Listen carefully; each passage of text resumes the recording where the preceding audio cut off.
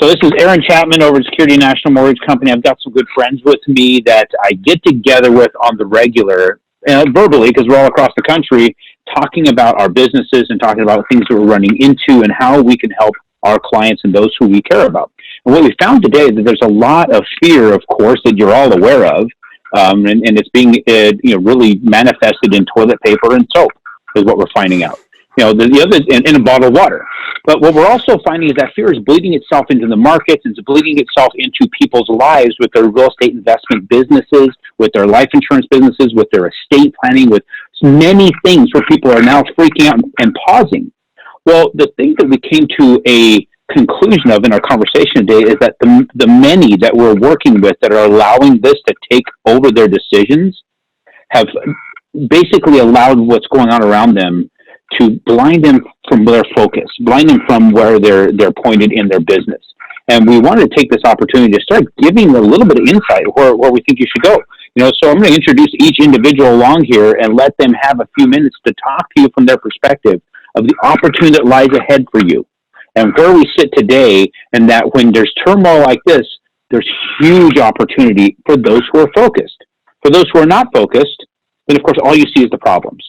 So I'm going to introduce each individual to you, but before that, I want to give you just a little something to think of. I'm a fan of building cars and Jeeps and things like that. And there's a craze out there. There's a group of people, and you have to look this up on your own, called a rat rod. It's taking what looks like junk parts and creating an awesome hot rod out of it. So if you were an individual walking through a junkyard of all these cars, and you're building this rat rod, and you know what you want built, you have a plan for it, you can see all the opportunity laying around there with all those parts because you know what you can build. But if you don't have any plan whatsoever, all you see is junk. All you see is just trash everywhere. So if you get your plan focused and you point your mind to where you want to go, you're going to see all the opportunity coming at you in today's environment. So we won't want to slow you down with this, but we're also going to talk about what's going on with schools, what's going on with what opportunity lies there. One of these guys is going to bring that up. I'm going to let them. I'm not going to steal thunder from anybody, but there's huge opportunity laying in front of you with what is being presented to us in this pandemic, if you will. So I'm going to open it up to Mr. Brian here. I'm going to let him introduce himself, let him give you a little bit of his background, and then we're going to go around the horn real quick before we go into the details. Round the horn. That's awesome. Great intro, Aaron. And this came out of just all of us kind of recognizing what's going on in the world and with our clients and through client conversations. And we thought, how can we add some value? So, my area of expertise definitely is in the retirement transition strategy phase, the distribution phase. It's what most of my clients are in right now and what their kids will be approaching towards, and what their grandkids have to start laying a financial foundation for. But I'm really excited to talk a little bit today, and then kind of talk about what we can do over the next few weeks to add a lot of value to our clients and to their families. So I'll now pass the baton over to Gary Pinkerton. Gary, tell us a little bit about your perspective on this whole thing and your background there. Sure. Give us your 30 seconds, Gary. All right. So I have 30-year Navy career. I became an investor. I've always been interested in personal finance. So I help clients do what I did, which primarily invest in real estate and some other things that are not on Wall Street.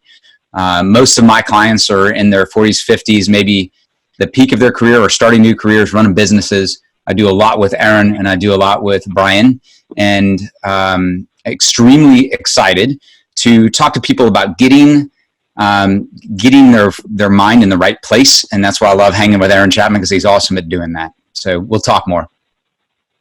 Hold on, Mr. Michael J. Sheridan. I'm going to let you take the con for a moment. Well, thanks for letting me join you. I have lived the American dream. I've come up from very modest beginnings to very successful law practice. And in my law practice, I have an opportunity to meet with folks on a daily basis. Probably the best part of my job is to listen to their stories that they tell me, and oftentimes it's about how they created wealth. And the story that you get is that it's not the money itself, it's the process, and it's being involved with the right people in your life. It's being involved with folks who know what they're doing with your money and can increase your value. So I've been practicing law for 30 years now, and I served in the military in the early 70s, and Uncle Sam paid for my education all the way through law school. Otherwise, I wouldn't have been able to go. So I understand the value of a dollar, and I understand the value of having good advisors. And probably the best advice that I can give my clients is, you got people that got you there. Introduce them to your children and introduce what they've taught you so that you can pass on that wealth, not just money. Thank you, brother. Mr. Tom Savantry, tell the people about who you are and what you bring to the table here. So yeah, Tom Savantry, I'm a wealth strategist. I've been doing this for a few years now. Spent most of my life in the corporate world. And my sort of introduction to finance was what I saw in my family growing up, that they didn't understand and know how to manage their own money. They knew how to make it, but they watched it slip through their hands for their lifetimes. And so my focus with working a lot of my clients is helping people like those in the corporate world or professions keep more of their money that they've worked their tails off in their lifetime so they can use it for their families. And so that is the honor I have in working in my practice. And it's something that compels me to find more people to help that I wish had helped my parents at the time they were growing up. So that's who I am, and passionate about all of it. Awesome. Well, thank you, gentlemen. I appreciate you guys giving us that quick little background. So what we want to dive into really, really quickly here, and the reason that we're even starting this, we don't know where this is heading. This is just something we want to be able to throw out there to the world, because people are walking away from opportunity right now because, the schools are shutting down, and, they can't watch, the NFL anymore, and they can't watch the games, and they can't go to the games. Well, what do they have right now? What has been made abundant to them is time. Time is being made available to them. And part of the time that's being made available to them is the time that they would have spent, watching a game or something, or having their kids gone to school. So let's spitball that around real quick. What opportunity lies right here with the fact that their child is now not in school getting the education based upon, whatever is being handed off by whoever is the governing authority of that? So Gary, give me your thought on that. Yeah. So Aaron, I've got, so let me back up just a little bit. In 2016, I made a really hard decision to leave the military, leave a really good career, because I wanted to there was a lot of reasons, but I wanted to get around my two boys. I grew up on a farm, dairy farm, dirt poor, couldn't do any of these sports and stuff that my kids have the opportunity to do. What I had to do was spend 24/7 around my father, helping him make that farm survive. And then now that I'm older, I used to hate that I was poorer than all of my friends, but now that I'm older, I recognize time spent around your children is the only way to instill what Mike and Aaron are so passionate about, which is the knowledge, not just the money. Money's a tool, and Mike's better about talking about this than I am. Money can be used for good or evil, and it's going to accentuate your personality. You give it to a kid who's got their head screwed on straight, they're going in good directions. But if you give it to them and they don't know what to do with it, they can hurt themselves or other people with it, right? We see that on television all the time. But what I realize is that spending time around my children is the most important thing. So I've got an 18-year-old. They just shut down Rutgers. He's here now. I just talked to him already twice this morning. We're going to get on an airplane. We're going to buck the coronavirus syndrome, right? And we're going to get on an airplane, go to Puerto Rico with 7 of his friends, and we're going to spend a week, hopefully not longer than that. Hopefully the planes bring us back. But if we spend longer, we're going to spend more time together talking. And all of you out there listening to this, you might have kids at home. You might have grandkids at home. But take that time. Use it. You don't get back the time, and you can't shortcut it. You can't give them a video. You got to spend time with them talking about it. That's what I'm passionate about. And then when you start talking about what would they talk about, right? So Mr. Sheridan, if you had the opportunity, going back, you've got the most experience of anybody on this panel. You've been doing what you do longer than any of us has been doing anything. So if you could go backwards and look back, if you had your kids in a situation just like this, school got shut down for a week, 2 weeks, 3 weeks, and we don't know how long. They can't sit and watch sports right now, maybe highlight videos. What would you be doing with that, with what you know now? Well, let me tell you, some of it is from research, some of it is anecdotal, but I think the anecdotal lessons that I've seen are probably just as good and even better than some research. The studies show about 44%, and I think it might be a little bit higher than that, learn from what their families tell them about investments. So let me give you an actual situation, and then I'll kind of put the lessons that I would give my kids in perspective. There's this violinist. She's an excellent violinist, but she didn't make a lot of money. However, she saved every penny she could, and she invested it. She had life insurance, and she invested it in real estate. She did very well. Her son was the only other person she had in the family, knew nothing about this wealth. So Gary talked about this just a minute ago. The money's just a tool. So she passed all of this wealth on to her son, who was a pretty good guy. I mean, she taught him other things in life, but she never spoke to him about investments. She thought the other things were enough. Well, this young man was doing quite well, and he came into this life insurance policy in all of these houses, and it nearly destroyed his life. It changed his lifestyle, and he went through the money in about 2 years and ended up going in bankruptcy because he didn't know how to handle that money. Now, what I tell my children, and all three different, and we've had these conversations, and we talk about found money and wealth.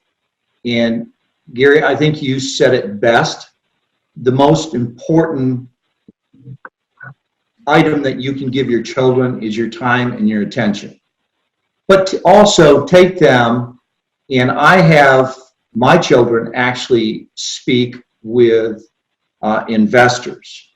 I have one of my children who's moving along pretty fast, and I will have him actually speaking with Gary pretty soon about the benefits of a young entrepreneur investing in certain types of life insurance. And that it builds not only some resources that he has, but I have a lot of respect for Gary. So my kid's going to be talking to Gary, and Gary's going to share what he shared with me. We all know that we can tell our children certain things, but they really listen to other people when it comes to certain aspects of their life. I'm a lawyer, and I don't do my own investing because it would be foolish. I listen to the other people around me. And one of the biggest things that I tell my clients is, you've worked your whole life. I don't care if it's $1,000 you have in your account or it's 100 million. What you pass down to your children is an opportunity. And the opportunity to live a meaningful life. Because money without visions, without grappling with difficulties, is a death sentence for your children. Oftentimes, in the situations that I have, that the people say, I'm just going to pass the money on.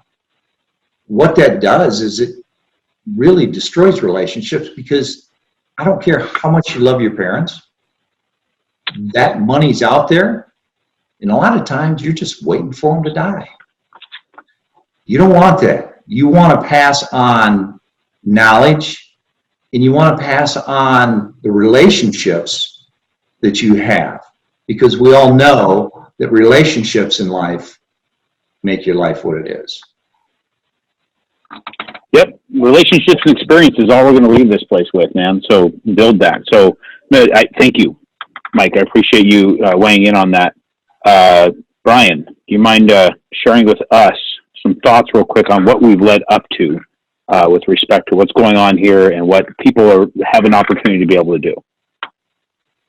Yeah, I think what prompted this initial video recording, and then whatever comes after this, because like you said, Aaron, like we have this idea of being leaders for our clients and our families of our clients, and helping them in a very challenging time where it's natural to be concerned.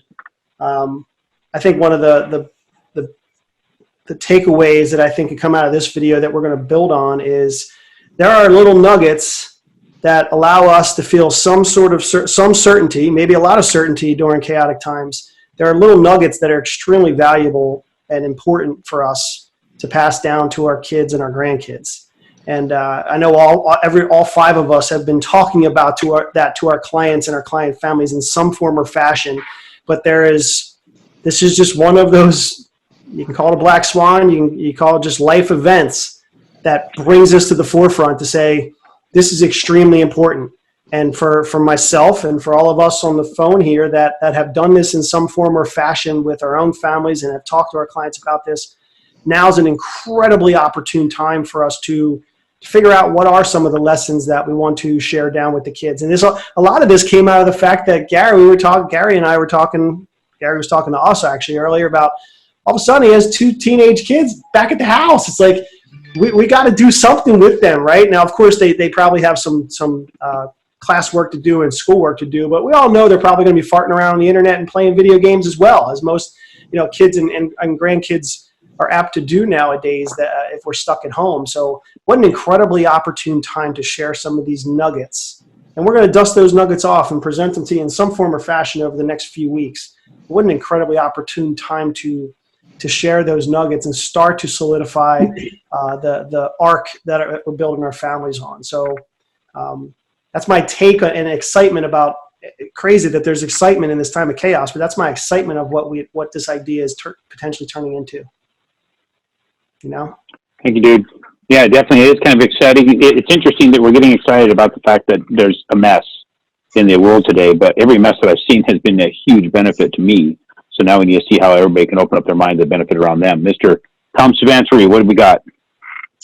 When I talk to my kids who are 10 and 13, I stress to them the importance of controlling their lives. They're responsible for their lives. Me as a parent, I'm there to help support them, be a guide for them, but they ultimately are responsible for what happens in their lives. It's the same thing as I talk to my clients, right? Do you want control of your own financial life, right? Your life in general. It's yours. I'm there to help guide you, but you still need to take ownership. And in times like this, where people can be running in fear or worrying about the worst, this is about control. How do you respond to things like this? You can either respond, run and hide, be scared, or, as you're suggesting, Aaron, you take the bull by the horn and say, what can you do about this? How do you respond to this in a positive way? I can imagine the amount of innovation and change that could spur from something like this, but if you don't have that mindset, it's never going to materialize. For the people who are, this is going to make us stronger and better as humans and as families and for the world. So that's what I'm sort of focused on. So we are going to start working on some sort of material. We're not going to get anything out to anybody on this particular call. We just want to know who we are and what our focus is. And then we're going to get this distributed to everybody and hope that it does something for you. But ultimately, anybody who's paying attention to this needs to change their mindset from fear and pulling back to going on the offensive. And that's exactly what we're going to probably name this. We're going on the offensive. We're going to go after what we want done, because it's these times when you can advance yourself quickly. You have huge opportunity. We just talked about the kids are going to be at home. They're going to be sitting there. Why don't you take this time to help them to understand how this could be a beneficial thing to build up what they need to be building up within their own walls? You don't pass on, money. Money you will, but you need to understand how to use that. You pass on opportunity. Your legacy is knowledge, and it's not just knowledge, it's the ability to apply the knowledge. And applying the knowledge in an environment like this, in these particular fearful times, is going to help your children, yourself included, do leaps and bounds amongst your peers. Those who are going to be hiding, those who are going to be cowering at these times are going to lose as you are moving forward with leaps and bounds. And I had a conversation with Mike after our first call today. Mr. Michael Sheridan gave me some very, very wise words that I'm going to end with. And then we're going to get this out, and then we're going to start working on curriculum for everybody to work on with their kids. But he said that life is horrible, and he enunciated horrible quite heavily, but he said life is horrible without challenges and vision. And you think about that. You decide where you're going and understand that challenges are going to get in your way. Things like this are going to happen. but you're going to be able to find out how your vision will lead you faster to your goal if you embrace the difficulties, wrap yourself up in them, and do what nobody else is willing to do. So thank you for watching. Thank you guys for being on here, and let's get together and start cranking out some cool stuff.